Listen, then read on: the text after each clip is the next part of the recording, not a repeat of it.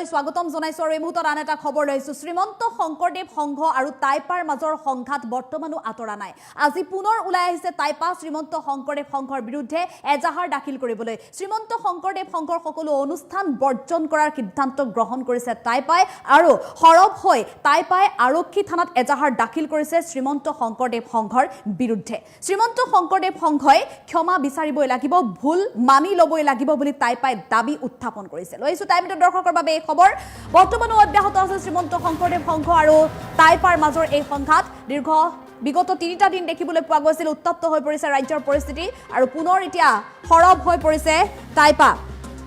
শ্ৰীমন্ত শংকৰদেৱ সংঘৰ বিৰুদ্ধে এজাহাৰ দাখিল টাইপাৰ মেডাম মেফিক অপমান কৰা অভিযোগ শ্ৰীমন্ত শংকৰদেৱ সংঘৰ বিৰুদ্ধে শংকৰ সংঘৰ পদাধিকাৰ ভৱেন্দ্ৰনাথ ডেকা মুখ্য সম্পাদক কুশল ঠাকুৰীয়া আৰু সেৱা বাহিনীৰ অধিনায়ক সঞ্জীৱ বৰাৰ বিৰুদ্ধে এজাহাৰ দাখিল ভুল মানি নোলোৱা পৰ্যন্ত শংকৰ সংঘৰ অনুষ্ঠান বৰ্জন কৰাৰ হুংকাৰ প্ৰদান কৰিছে টাইপাই আজিৰ দিনটোতো দেখিবলৈ পোৱা গৈছে টাইপা আৰু শ্ৰীমন্ত শংকৰদেৱ সংঘৰ মাজৰ এই যি সংঘাত এই সংঘাত অব্যাহত আছে আজি পুনৰ টাইপা ওলাই আহিছে বিগত কেইবাটাও দিন দেখিবলৈ পোৱা গৈছে প্ৰতিপক্ষই এজাহাৰ দাখিল কৰিছিল অভিযোগ প্ৰতি অভিযোগৰে উত্তপ্ত পৰিস্থিতিৰ সৃষ্টি হৈছে শ্ৰীমন্ত শংকৰদেৱ সংঘ আৰু টাইপাৰ এই সংঘাতৰ বাবে সমগ্ৰ ৰাজ্যত এফালে শ্ৰীমন্ত শংকৰদেৱ সংঘই যদি ৰাজ্যৰ কেইবাটাও প্ৰান্তত এজাহাৰ দাখিল কৰিছে টাইপাৰ বিৰুদ্ধে টাইপাই শ্ৰীমন্ত শংকৰদেৱ সংঘৰ প্ৰতীক চিহ্ন আৰু সংবিধানৰ প্ৰতিলিপি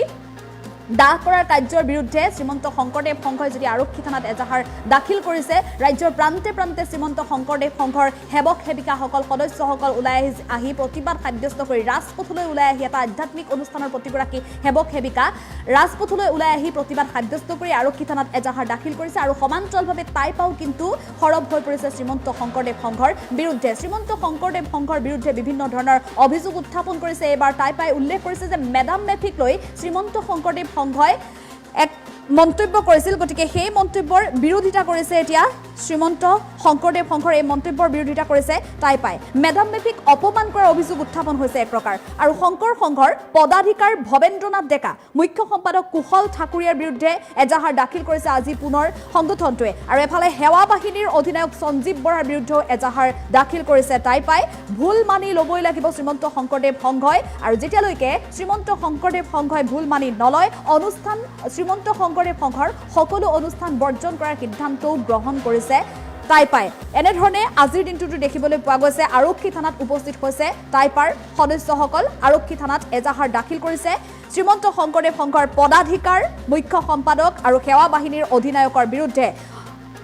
শংকৰ সংঘৰ পদাধিকাৰ ভৱেন্দ্ৰনাথ ডেকা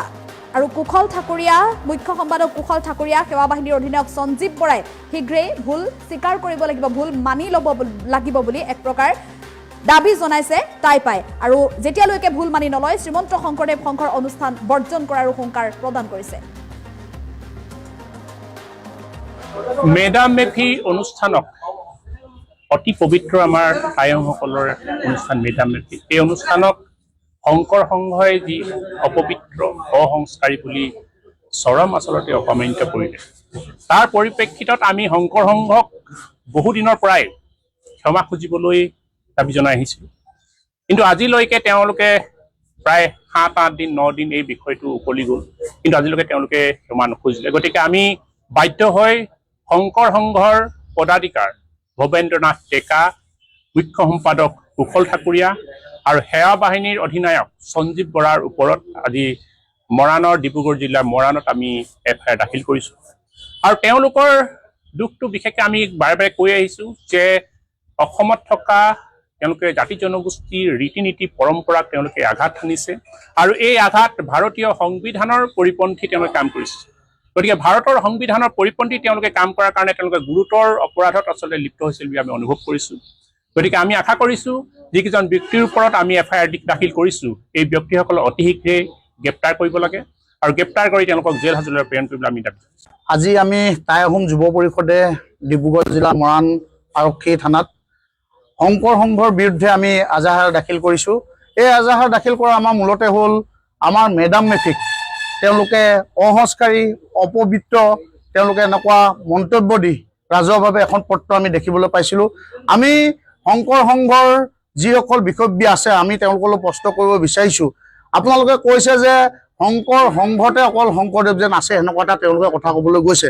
আমি তেওঁলোকলৈ প্ৰশ্ন কৰিব বিচাৰিছোঁ, আজি শংকৰদেৱৰ সৃষ্টিৰ আজি নাম কীৰ্তনখন অকল শংকৰ সংঘৰ নামঘৰতে আছেনে অসমৰ বিভিন্ন প্ৰান্তত থকা জাতীয় জনগোষ্ঠীয় সংগঠনৰ ব্যক্তিসকলৰ ঘৰত আছে? এইটো এটা কিন্তু ডাঙৰ প্ৰশ্ন। আমি দেখিছোঁ যেতিয়াৰ পৰা শংকৰ সংঘৰ সৃষ্টি হ'ল তেওঁলোকে একেটা ঠাইতে এটা নামঘৰ থকাৰ পৰিৱৰ্তে এটা শংকৰ সংঘৰ নামঘৰ সৃষ্টি কৰি সেই সমাজখন ভাগ ভাগ কৰিছে।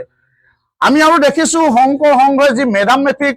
অপবিত্ৰ সংস্কাৰী বুলি কৈছে, এই কিন্তু মেডাম মেফি এতিয়া নহয়, বহু হাজাৰ বছৰ পুৰণা এটা ধৰ্মীয় অনুষ্ঠান, যিটো আহোম চাওফাসকলে বহু বছৰ আগৰ পৰা দেশত কেতিয়াবা জয় হ'লেও কৰে, দেশৰ অমংগল হ'লেও কৰে,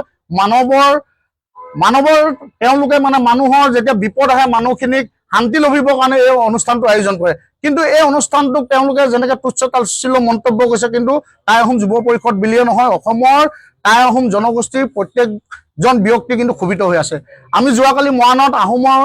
প্ৰত্যেকটো সংগঠন একত্ৰিত হৈ এখন সংবাদমেলা আয়োজন কৰিছোঁ। আমি আলোচনাত মিলিত হৈছোঁ। যেতিয়া এটা জাতিক অপমান কৰা হয় কিন্তু আমি ভাগ ভাগ হৈ থাকিলে আমাৰ সংগঠনবোৰ কিন্তু একত্ৰিত হৈছোঁ। আমি কালি সংবাদ মাধ্যমৰ যোগেদি আমি বহুকেইটা প্ৰস্তাৱ অসমবাসী ৰাইজলৈ লগতে শংকৰ সংঘলৈ আমি আগবঢ়াইছোঁ। তেওঁলোকে অনতিপলমে যদি টাই আহোম জনগোষ্ঠীৰ ওচৰত ক্ষমা প্ৰাৰ্থনা নকৰে, এই আন্দোলন কিন্তু এটা বৰ বেলেগ এটা বিপৰ্যয়লৈ যাবগৈ। এতিয়া কিন্তু সম্পূৰ্ণ শংকৰদেৱ সংঘৰ প্ৰধান সম্পাদক হ'ব।